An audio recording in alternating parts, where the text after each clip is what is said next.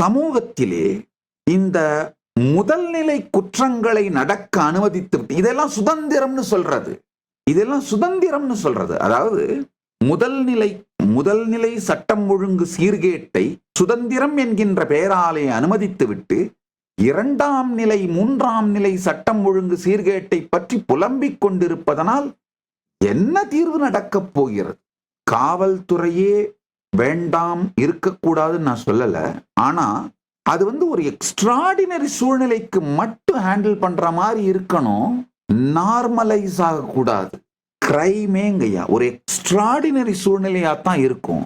நம்முடைய சனாதன இந்து தர்மத்தின் சத்தியங்கள், வாழ்க்கை முறை குழந்தைகளுக்கு கற்றுக் கொடுக்கப்பட்டால், இந்த வாழ்க்கை முறையோடு குழந்தைகள் வளர்க்கப்பட்டால் பாலி மாதிரி ஒரு கிரைம் ஃப்ரீ சொசைட்டியை நம்மளால உருவாக்க முடியும். அது ஒன்றும் சாத்தியமில்லைன்னா கிடையவே கிடையாது.